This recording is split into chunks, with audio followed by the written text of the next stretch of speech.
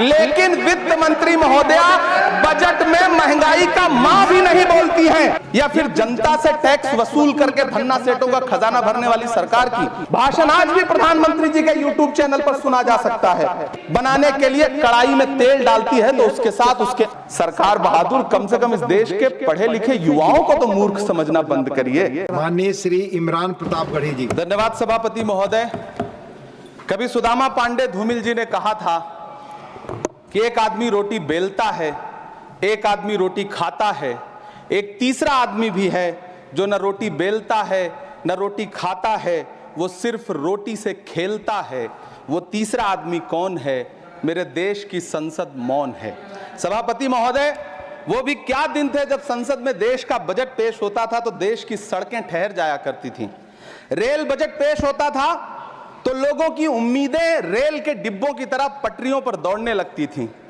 पूरा देश धड़कने रोक करके वित्त मंत्री और रेल मंत्री को सुना करता था।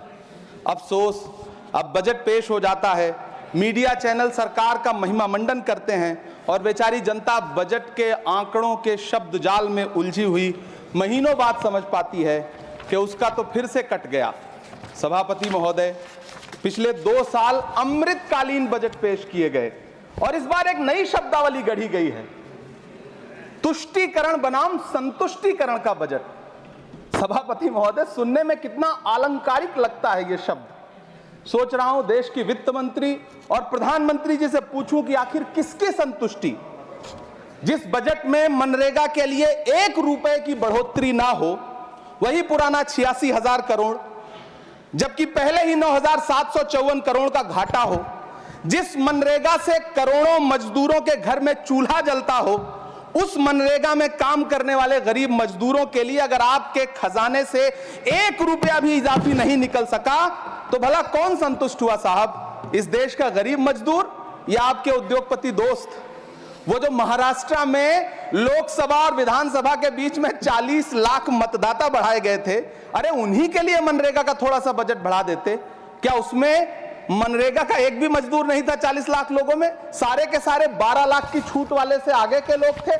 सभापति महोदय, कल जब वित्त मंत्री जी देश की संसद में भाषण दे रही थी तो वहां मुंबई में कोई गरीब इंसान जब अपनी जेब टटोल करके अपनी मोटरसाइकिल में 1 लीटर पेट्रोल भरवा रहा था तो उस पेट्रोल की कीमत थी 103 रुपया प्रति लीटर। आखिर इतना महंगा पेट्रोल डीजल खरीद के कौन संतुष्ट हो रहा है? इस देश के गरीब लोग या फिर सरकार के चहेते धन्ना सेठ? सभापति महोदय, वित्त मंत्री जी इस बजट को मध्यम वर्ग को संतुष्ट करने वाला बजट बता रही हैं। अरे मैडम, हम आप यहां पर बैठे रहते हैं और वहां बाहर इसी दिल्ली में 1 लीटर दूध, चाहे वो अमूल का हो या फिर मदर डेयरी का हो, उसकी कीमत 73 रुपए लीटर है। इतना महंगा बेच करके कौन संतुष्ट हो रहा है? गरीब जनता या आपके धन्ना सेठ दोस्त? सभापति महोदय, इस सरकार का बाजार और महंगाई पर कोई नियंत्रण नहीं रह गया है। चाहे देश में लहसुन 400 रुपए किलो बिक जाए, टमाटर 100 रुपए किलो बिक जाए, प्याज का दाम सुनकर आंखों में आंसू आ जाए, लेकिन वित्त मंत्री महोदया बजट में महंगाई का मां भी नहीं बोलती हैं।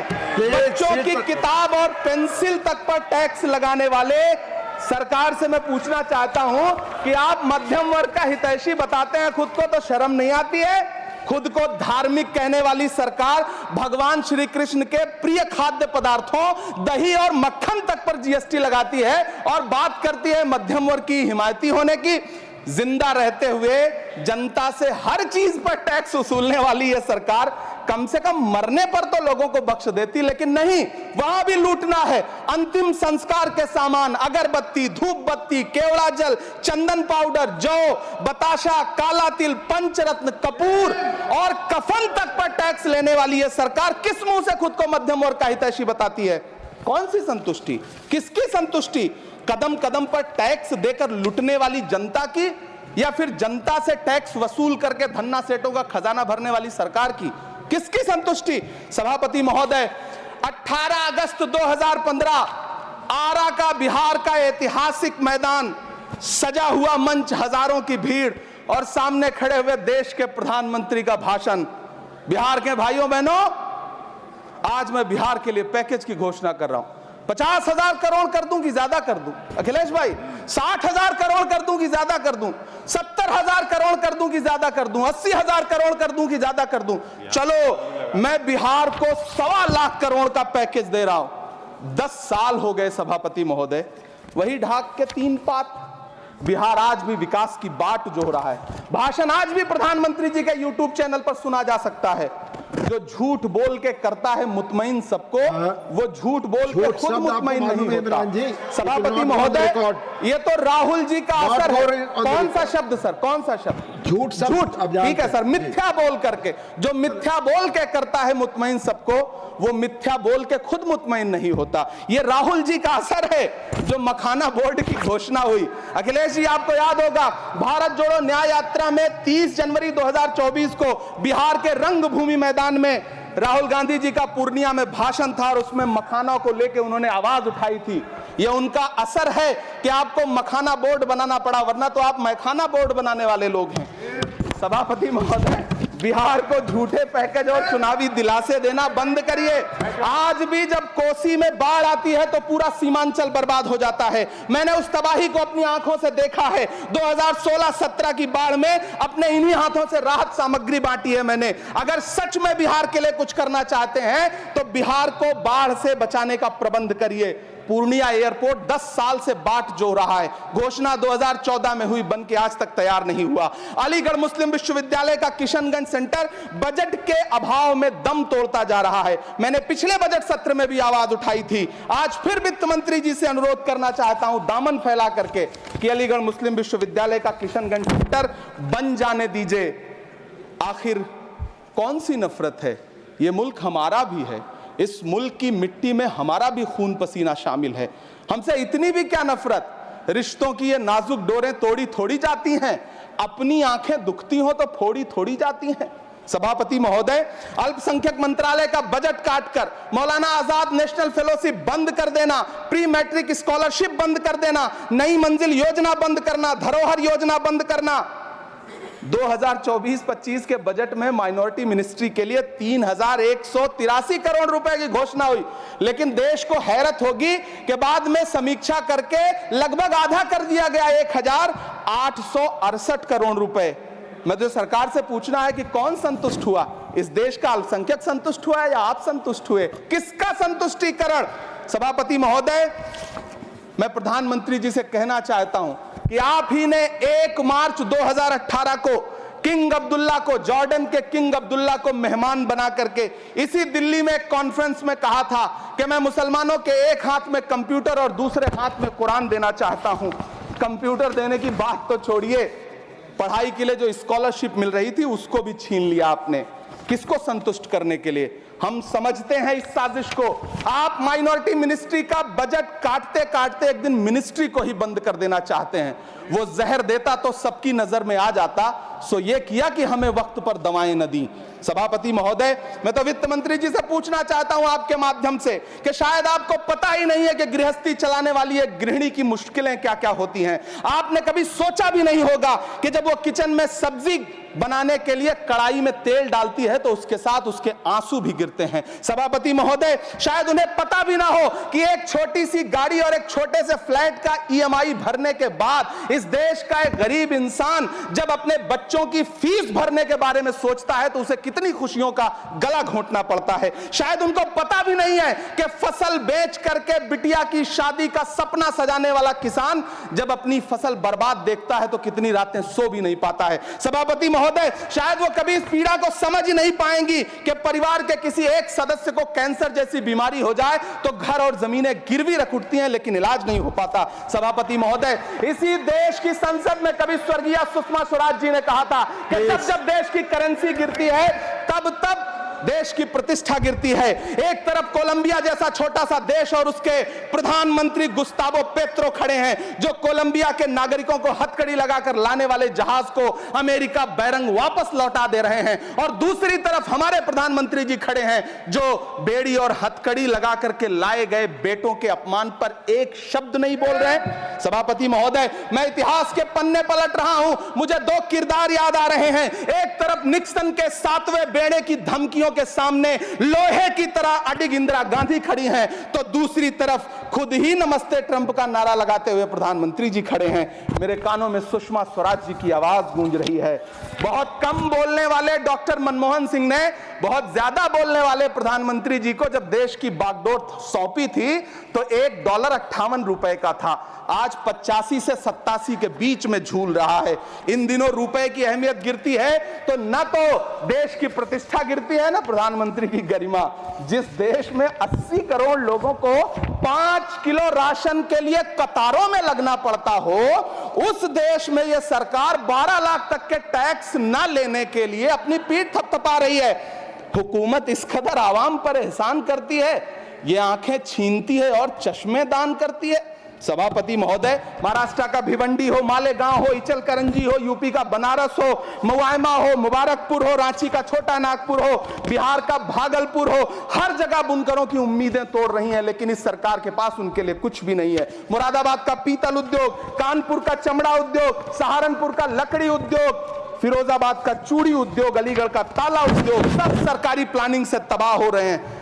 इन तमाम के बीच सरकारी सपोर्ट से बस एक उद्योग फल फूल रहा है, नोएडा का नफरत उद्योग। सभापति महोदय, जिस देश में 40 से 45% मेडिकल फैकल्टी की सीट खाली हो, वहां बजट में 75,000 नए मेडिकल सीट्स का ऐलान हो रहा है। सरकार बहादुर, कम से कम इस देश के पढ़े लिखे युवाओं को तो मूर्ख समझना बंद करिए। वो अब तिजारती पहलू निकाल लेता है। पहले 7500 मेडिकल सीट्स बाद में बनाइएगा, पहले जो एम्स में 2161 पद खाली पड़े हैं उनको तो भर दीजिए। वो अब तिजारती पहलू निकाल लेता है, मैं कुछ कहूं तो तराजू निकाल लेता है। मैं इसलिए भी तेरे फन की कद्र करता हूं तो झूठ बोल के आंसू निकाल लेता है। सभापति महोदय, फिर झूठ आया है, मैं उसे मिथ्या कर दे रहा हूं। शायरी में बार बार आ जाता है, क्या करूं महोदय। काश ये बजट, सभापति महोदय, वो एक शब्द मैं मिथ्या कर दे रहा हूं सर, वो एक शब्द को हटा दीजिए। ध्यान रखें, ऐसे जो भी शब्द होंगे आपके भाषण। सभापति महोदय, काश ये बजट बीपीएससी के पेपर लीक की शिकायत करने वाले नौजवानों पर बरसती हुई पुलिस के लाठियों पे, जख्मों पर मरहम लगा पाता। सभापति महोदय, पिछले 80 दिन से 70 साल का एक बुजुर्ग एमएसपी की लीगल गारंटी मांगता हुआ आमरण अनशन पे बैठा हुआ है। काश ये बजट किसान नेता जगजीत डल्लेवाल की टूटती हुई सांसों की पीड़ा सुन पाता। काश ये बजट प्रतियोगी परीक्षाओं की तैयारी के लिए दिल्ली, कोटा, पटना, अहमदाबाद जैसे शहरों में, इलाहाबाद जैसे शहरों में किताबों के साथ गल रहे युवाओं के सपनों को जिंदगी दे पाता। काश ये बजट वंदे भारत के सुनहरे विजुअल के बजाय देश की गरीब जनता को कुछ और पैसेंजर ट्रेनें दे पाता। काश ये बजट सीनियर सिटीजन को ट्रेन टिकटों में मिलने वाली रियायतें वापस लौटा पाता, जिनको सरकार ने कोविड के नाम पे छीन लिया था। काश ये बजट किसानों की राह में कीले नहीं बल्कि कालीन बिछाने वाला बन पाता। काश ये बजट सरकारी मालिकों को यह समझा पाता कि नेहरू को कोसने से अर्थव्यवस्था नहीं सुधरेगी, उसके लिए डॉक्टर मनमोहन सिंह साहब की अर्थ नीति अपनानी पड़ेगी। पिछले 11 साल से नेहरू जी को कोस रहे हैं, आखिर कब तक कोसिएगा? थोड़ा पंडित नेहरू जी के बारे में पढ़िए, तब पता चले कि पंडित नेहरू की शख्सियत का नाम है। दुनिया का पहला ऐसा राजनेता जिसने अपनी जिंदगी की आजादी के लिए, देश की आजादी के लिए 3259 दिन अंग्रेजों की जेल में बिताए। पंडित नेहरू एक ऐसे महान शख्स जिनके पिता पंडित मोतीलाल नेहरू, जिनकी बहन विजय लक्ष्मी पंडित, जिनके बहनोई पंडित रंजीत सीताराम, जिनकी बेटी इंदिरा गांधी, जिनके दामाद फिरोज गांधी, सब ने अंग्रेजों से लड़ते हुए स्वतंत्रता आंदोलन में जेल काटी। आप किस मुंह से उनकी लकीर छोटी करने की बात करते हैं? नहीं कर पाइएगा, 7 जन्मों में नहीं कर पाइएगा, क्योंकि जिस्म की मौत कोई मौत नहीं होती है। जिस्म मिट जाने से इंसान नहीं मर जाते, धड़कने रुकने से अरमान नहीं मर जाते, सांसें थम जाने से ऐलान नहीं मर जाते। जिस्म की मौत कोई मौत नहीं होती है। सभापति महोदय, मैं आपके सामने खड़ा होकर के एक बहुत छोटी सी कहानी सुनाना चाहता हूं कि महान बादशाह सिकंदर ने जब यूनान फतेह किया तो जीत का जश्न मनाने के लिए शहर की सड़कों पर निकला, तो उसने देखा कि पूरा शहर तो जश्न मना रहा है, एक फकीर सड़क के किनारे चादर तान के सो रहा है। सिकंदर को गुस्सा आया, घोड़े से उतरा उस फकीर के पास गया और उसे सोता देख करके उसे जोर की एक लात मारी और लात मार के कहा कि क्यों रे फकीर, मैंने यूनान फतेह कर लिया, लोग जश्न मना रहे हैं और तू सो रहा है। उस फकीर ने उन्नीदी आंखों से सिकंदर को देखा और देख करके कहा कि शहर जीतना बादशाहों का काम है, लेकिन लात मारना तो गधे का काम है। सभापति महोदय, गरीब जनता को लात मारना बंद करिए। ये अमीरों के लिए बनाया गया बजट है, ये निराशाजनक बजट है। हम अमृतकाल सुनते आ रहे थे, ये अमृतकाल इतनी जल्दी समाप्त हो गया कि अब अमृतकाल का कोई नाम तक नहीं लेना चाहता है। इसलिए मैं इस सदन में खड़ा होकर के देश की वित्त मंत्री महोदया से कहना चाहता हूं कि आपने अल्पसंख्यकों के बजट में जो कटौती की है उसको बहाल करिए। आपने मनरेगा को जो स्थिर रखा है उसका घाटा 9,754 करोड़ है, कम से कम उतना बढ़ा करके फिर से उसे बहाल करिए। नौजवानों के लिए रोजगार दीजिए, किसानों को एमएसपी की लीगल गारंटी दीजिए। यही मैं आपसे अपील कर रहा हूं। धन्यवाद सर, आपने इतना जो समय दिया उसके लिए शुक्रिया। ಹೆಚ್ಚಿನ ವಿಡಿಯೋಗಳಿಗೆ ಪ್ರತಿಧ್ವನಿ ಯೂಟ್ಯೂಬ್ ಚಾನೆಲ್ ಸಬ್ಸ್ಕ್ರೈಬ್ ಮಾಡಿ, ಬೆಲ್ ಐಕಾನ್ ಕ್ಲಿಕ್ ಮಾಡಿ।